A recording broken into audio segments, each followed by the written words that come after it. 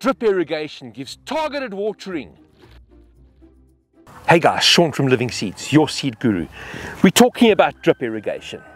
Drip irrigation saves you time. Drip irrigation saves you money. Drip irrigation prevents diseases in your garden. Drip irrigation prevents pests in your garden. And most important of all, drip irrigation saves water in the garden. Let's first talk about how to design and lay out your drip irrigation system. And I'm going to show you what we've done on Living Seeds farm over here. And the field behind me was a garlic field. It's now planted to our summer cover crop, which is an 11 or a 12-way cover crop. There's about 12 species of plants inside this cover crop, and we want the cover crop to improve the soil. But right now we're talking about drip irrigation. So this is the tap that feeds this entire block. This field over here is 45 by 50 meters square, and we have a whole lot of these fields. Our average field size is about that size. And we have lines buried. So this line, you can see the line is buried under the soil, and we have what's called a mother line running down from our water source. Our water source is a water tank up at the top, and that water tank is a 5,000 liter water tank, and we can water I think we've got 6 hectares under drip irrigation production, and we can water 6 hectares off a 5,000 liter water tank. Every single field has a sub line coming off, so you have the mother line, you have a sub line coming off, and there's a tap on the sub line. If we need to open the water to this field, all we do is we open the tap, and if you listen carefully, you can hear the water running through. Cool. Now, subline is directly connected to the drip irrigation in the fields. This subline is not 100% straight, but this is what happens during the season. The subline tends to walk a little bit as they fix and repair drip irrigation. A fork gets put through the pipe, a mouse chews through the pipe, and some repairs need to happen. What happens is we have our subline off our mother line or off our main line. We have a tap over here, and we have, in this instance, we have a 40 mil pipe running up as our subline. Now, it's a 40 mil pipe because of the size of our field. If you've got a smaller field, you can use a 32, a 25, you can even use a 16 mil pipe if you have a small garden bed. It doesn't have to be 40 mils. Don't look at what we're doing and go, I've got to put a 40 mil pipe down. The head connectors, this is called a head connector over here. The head connector, we punch a hole with a special tool into the pipe. The hole is a specific diameter, and the head connector is slightly larger than the hole. There's a very positive push fit, and that is a self-sealing fit. And you can see if I turn the water on over here, there's no leaking at the head connectors. We then attach our drip irrigation pipe to the start connector. We run the pipe out, and at the end we will put a stop connector, and I'll show you that whole process now. There's a specific order that it needs to be done in, and I'll explain how that works. One of the other things I'm going to be talking about is a lot of people ask me, can't I just punch holes in the pipe? Won't that work? I'll answer that question for you just now. Just a quick interruption in this video. Guys, if you have found any value in this video, please like and subscribe. This video will be shown to more South African gardeners who need this vital information. One of the questions that's often asked is, must the drip irrigation sit on the soil surface? Can we bury it underground? Which direction must the emitters? You can see the emitters. We've just turned this drip irrigation on, so I can demonstrate this portion of the video for you. You can see that the emitters are just starting to leak water over here. Let me cover what you are looking for in your drip irrigation system. So the first thing is that this drip irrigation system can be covered in soil. It can't be covered in too deep soil. It can be lightly covered. This is actually our mushroom compost, which is a mulch, and you can see how lightly covered it is. So it's not covered that deep. The biggest problem with having emitters covered with some kind of soil substrate is what happens when there's a negative pressure. So right now there's a positive pressure. This pipe is filling up with water, so there's a positive pressure. So it's pushing water out of the emitters. When we turn this off, the pipe empties and there's a negative pressure, and what can happen is it can suck some sand grains or some organic matter into the emitter, and that can block the emitter. There's a very simple way to fix that, and I will show you that now. We've never had an issue. We've been running drip irrigation, this type of drip irrigation. We've been running this type of drip irrigation for I think about 10 years now. It's been a long time, and we have absolutely minimal issues with it. The next question is, must the emitter face up like this, or can the emitter face down? It doesn't really matter. Just roll it out. We roll it out. We're not even consciously deciding where the emitters need to be. We just roll the drip irrigation out, and what happens is the drip irrigation works. If there's a problem, we pick it up relatively quickly. Let's talk about pest and disease control with drip irrigation. I think one of the biggest benefits with drip irrigation is you are not creating a humid environment on your plants. So when you're walking in your garden and you have your sprinklers on, or you're walking up and down with a hose pipe and you're spraying your plants, what happens is you're actually making a humid environment around that plant. That humid environment, first of all, attracts pests, but more importantly, it attracts waterborne diseases. So you have a disease like powdery mildew, downy mildew, any one of the funguses, what happens is they're looking for a nice, moist, humid environment, and they will be able to take hold in that humid environment and be able to replicate. And the more you are watering your plants, because you want your plants to grow nicely, the more you're creating this humid environment, and what's happening is you are just perpetuating the disease or the diseases to take over your garden that much faster. The great thing about drip irrigation is that drip irrigation literally saves you time. You don't have to go out into the garden, set up sprinklers, or go out with a hose pipe and water the veggies. Rather spend that time when the drip irrigation is running actually working on your crop.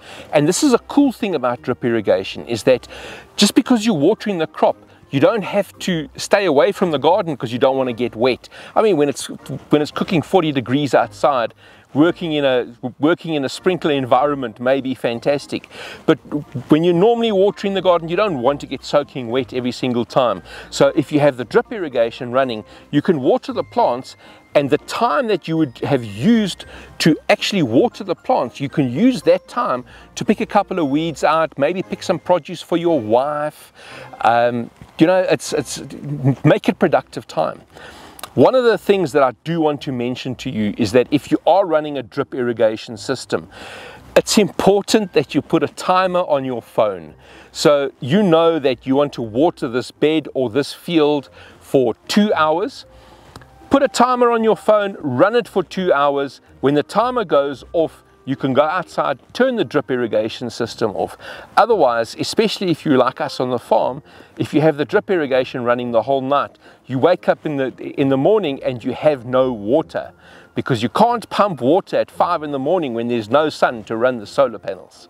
Let's talk about the operating pressure on the drip irrigation system. So this is an agricultural grade drip irrigation system. We've got some of these pipes that have been in operation on our farm for about 8 years. They've been abused by our staff. Our staff are not particularly gentle with the drip irrigation system. They've got work to do. They'll drive wheelbarrows over it.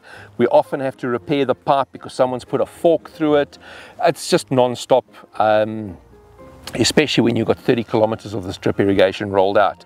So the operating pressure of this drip irrigation system is between 0.3 bars and 1.2 bars. I'll repeat that for you. 0.3 bars and 1.2 bars. I think most municipal pressure is running around 3 to 6 bars of pressure. If you open a municipal pressure tank on this drip irrigation system, what's going to happen is it's going to pop. And it's a simple fix to fix the pop. I'm going to show you how to do that fix now, but it's always best to run this drip irrigation system off a water tank that is either filled with a borehole or it's filled by your municipal pressure.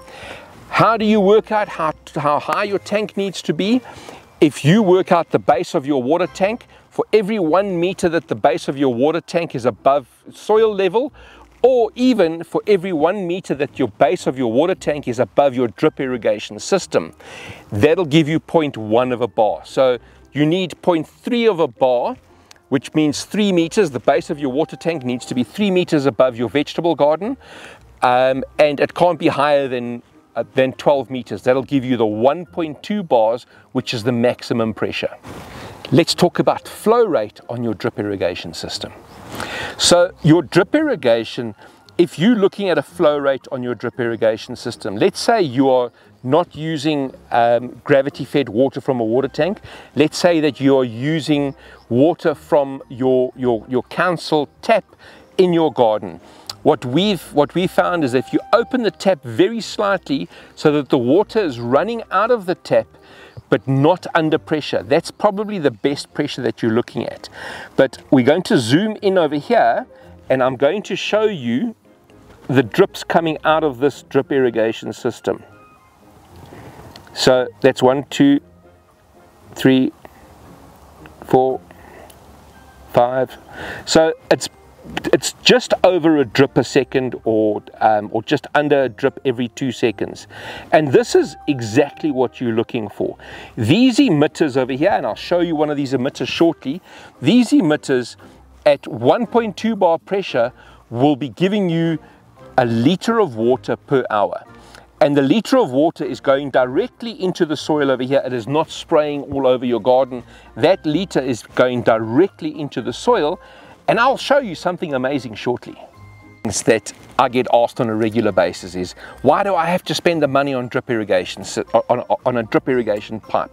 Can't I just take something sharp like a hypodermic needle, stick it into the pipe and make my own drip system, because the water is just going to drip out? It's a tiny little hole.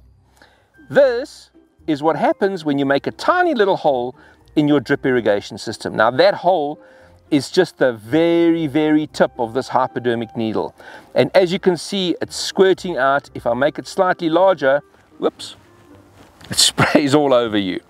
And this is one of the ways that we find holes in our drip irrigation system, is we walk down the beds and we generally wear shorts during the day, and you can feel this water spraying on you. And this is the reason why you can't make a hole in a pipe to make your own drip irrigation system. Let's talk about the components of the drip irrigation system. And the drip irrigation components, it's a very simple system to put together.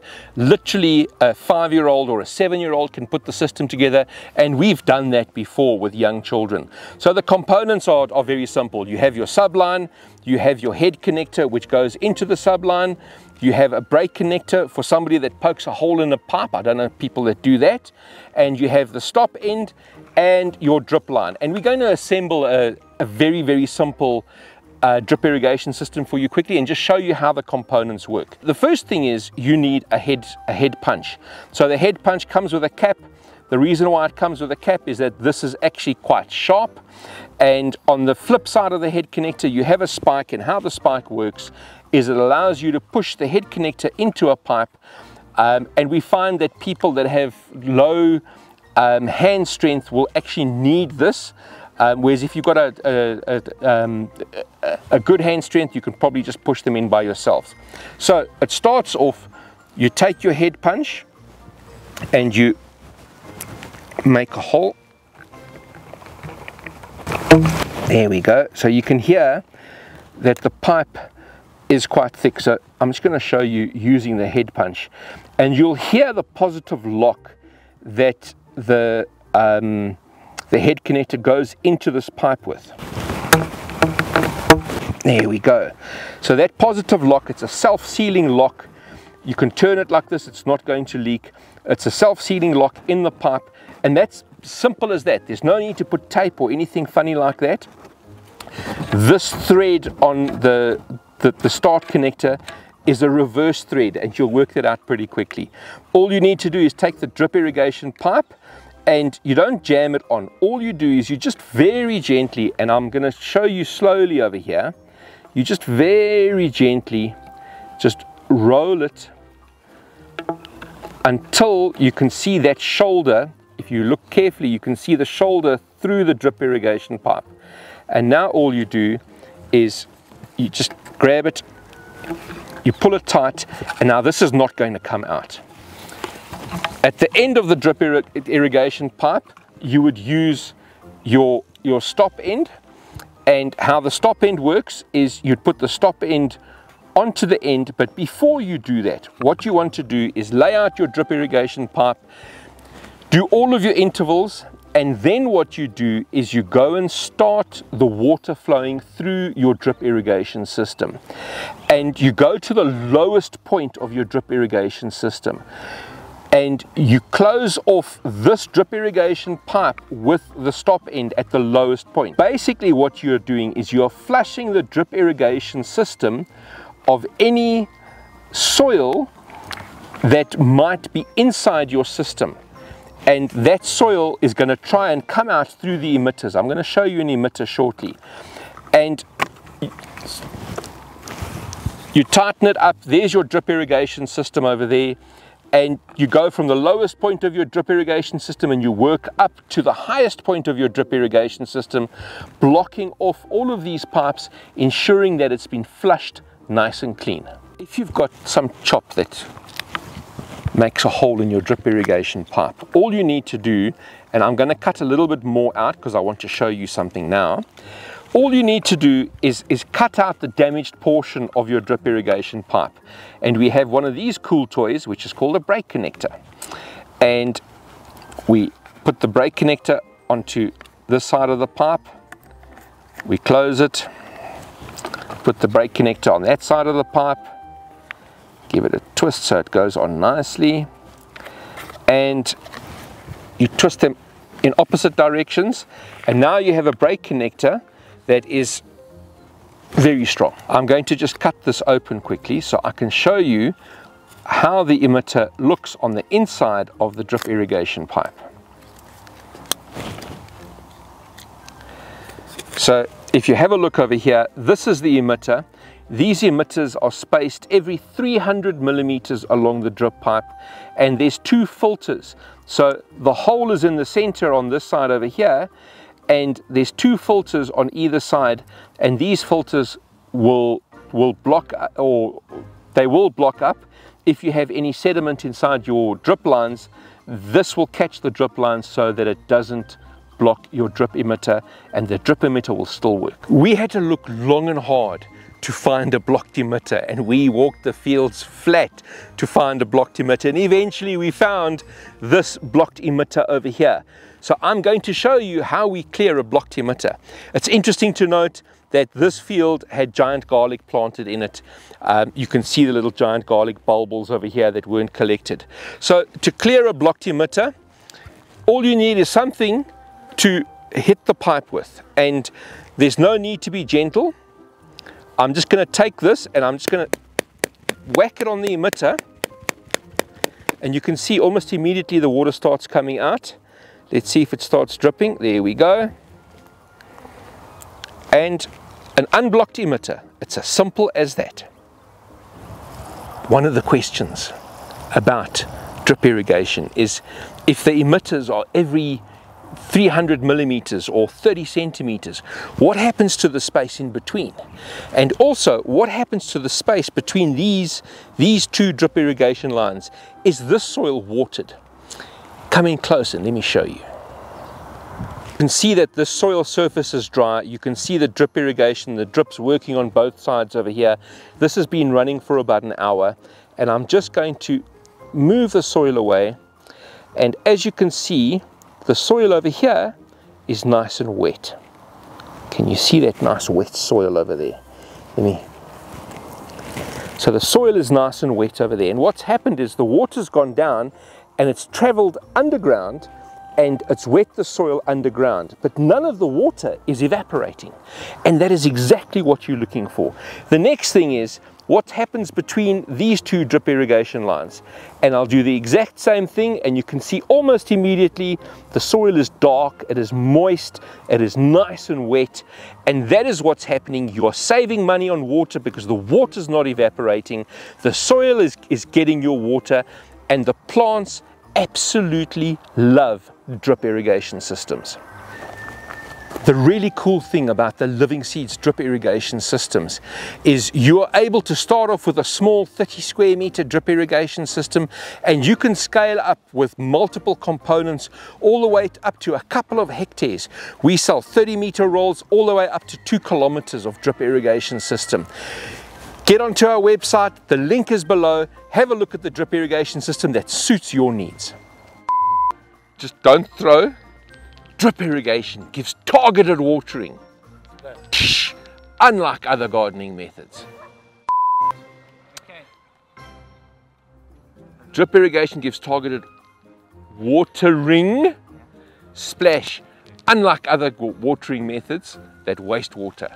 Unlike other methods that waste water, drip irrigation gives targeted watering, unlike other methods that waste water. Drip irrigation gives targeted watering, unlike other methods that waste water.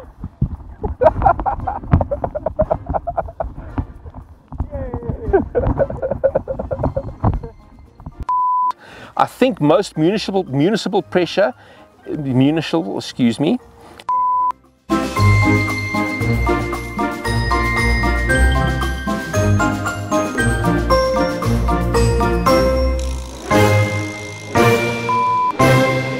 Cool. Thank you guys.